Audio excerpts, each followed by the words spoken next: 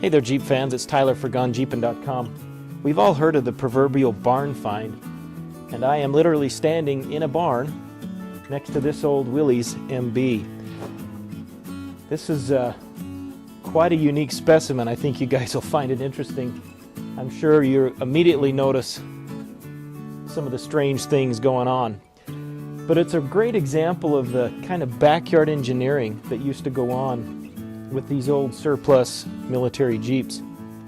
I think you guys will enjoy a little bit of a closer look at this old MB. Now, there is so much strange things going on with this Jeep. I'm going to try and hit them all, but let's start with this grill. If you look close, these slats are actually old leaf springs out of maybe another Jeep, maybe some other vehicle, who knows.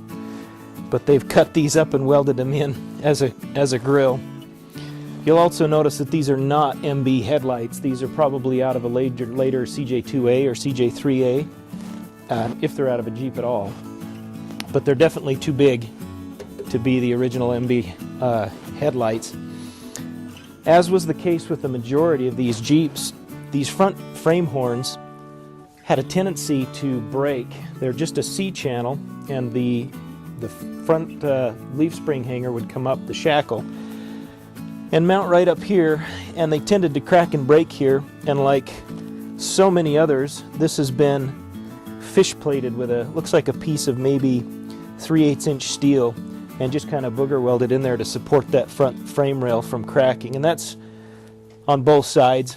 They've also welded in a massive piece of 1/2" steel plate, or 3/8. That's probably 1/2" steel plate in some kind of a configuration to reinforce this front frame so that it could be towed. I don't know, there's more than a dozen holes drilled in the front of this. They've also reinforced the grill by welding in a big chunk of steel to this plate that they put in there. So they really braced up the front of this. It's very ugly, not pretty, but it must have done the job. I really like the custom hood ornament. If you can't see, that says Critter. Now, another thing that happened with these Jeeps quite often, this wonderful aluminum sheet metal bolted together, well, it's not a scoop. I guess it's more riveted than bolted, but this was to accommodate the engine inside. So let's bring you in closer and take a look at that. It was very common back in the day for Jeep owners to swap out the original flathead 4-cylinder in these MBs for the later model F-head that came out of the CJ3As. It developed more horsepower, it was a little bit peppier engine, and so a lot of people did this swap. The problem is the carburetor up here and the air intake particularly stands so much taller on this motor that it would interfere with the hood. And as you can see, they've cut a hole out, and then of course to keep rain from falling right down into the carburetor and the air intake, they've bent up this piece of aluminum sheet metal, and they've actually bolted it with a whole bunch of little bolts to the hood. Couldn't weld aluminum to steel, of course. And they've cut out this cross member. In doing so, the factory original hinge that would extend from about here to here, they've abandoned that, and instead they've welded on door hinges on the top side of the hood. There is so much craziness going on in this Jeep. I particularly like this mosquito screen out of a window that they've shoved down in behind this grill to protect the radiator. Somebody somewhere is missing the screen to their bathroom window.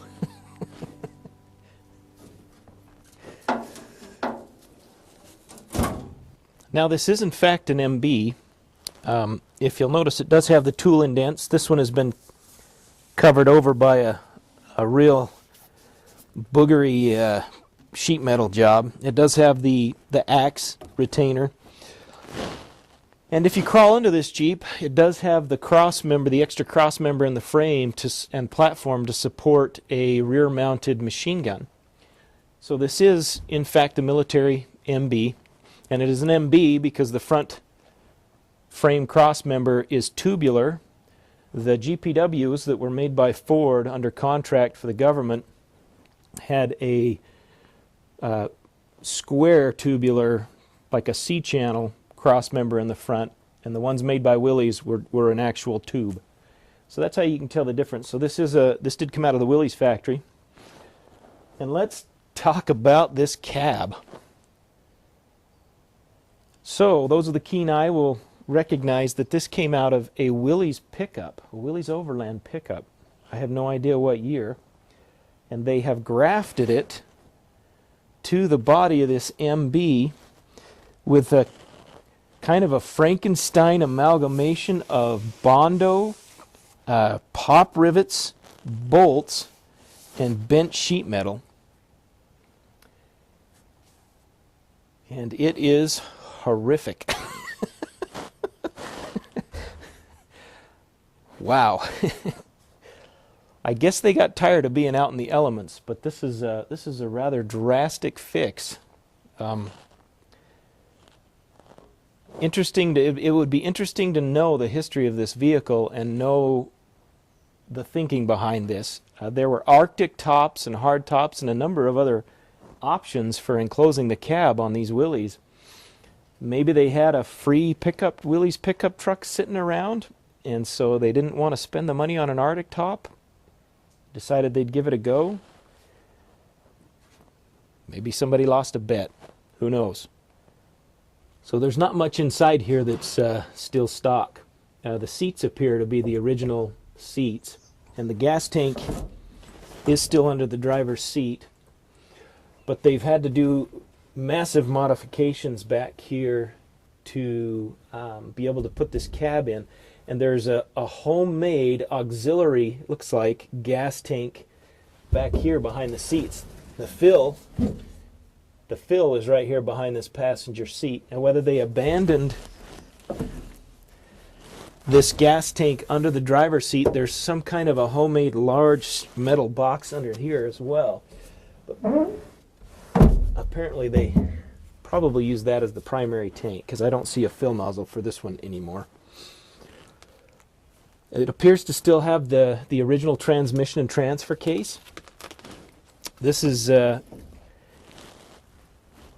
factory original steering column, but not the original steering wheel. They've added an aftermarket blinker indicator switch and a wiper motor up here to run the single wiper on this wonderful cab.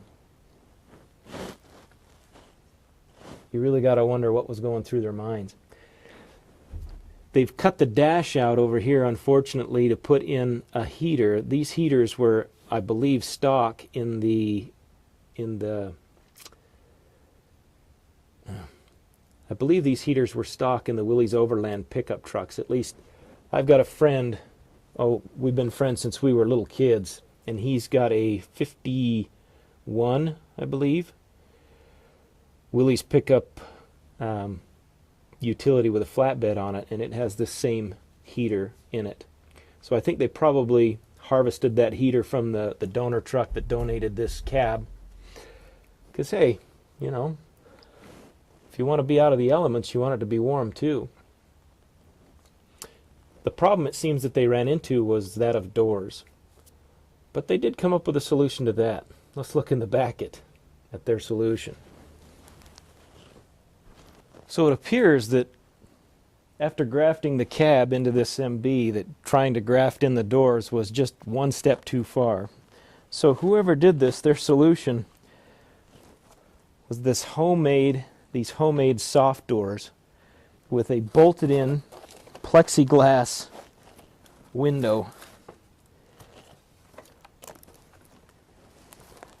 It appears to be some sort of a marine canvas, maybe it was a military, maybe it was surplus canvas. They've spray painted it. They even went so far as to put carpet pad in the doors so they could insulate the cab and keep the cab warm. Got a highly sophisticated hinge system made out of old springs that they welded to create tubes. And hey, they've even got some nice little pockets here. Looks like it's a sharpening stone. Because hey, when you're out hunting, you never know when you're going to need to sharpen your knife. Nice little convenient cargo pockets here on the inside. And since they hinged at the back, like suicide doors, you've got to have your highly sophisticated old piece of insulated electrical bell wire for securing the door.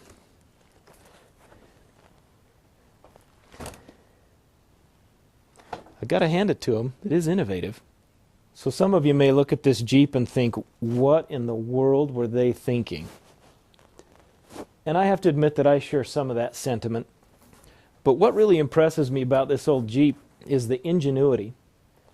Whoever came into possession of this thing after it was surplused out clearly didn't have a lot of money and clearly needed it to meet a certain need. And they went to work modifying it for their needs to get the utility out of it that they wanted. And for that, I really can't blame them. And they've created something that is unique in the world. I guarantee there's not another Jeep exactly like this one anywhere in the world. From its silhouette of animal camo paint job down to its custom hood ornament.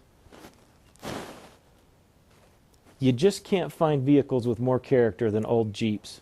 And that's something that I love about this Jeep family that we all belong to. There's just no other vehicle like it in the world. Well, I hope you've enjoyed this little walk around of this very unique Jeep.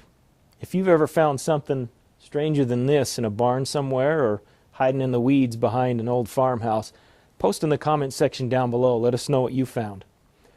Thanks for watching. If you're hungry for more content like this, check us out at gonejeepin.com. We're on all the social media platforms, and we post on them very regularly. All Jeep content all the time. Thanks for watching. I'm Tyler for gonejeepin.com. I'll see you in the next video.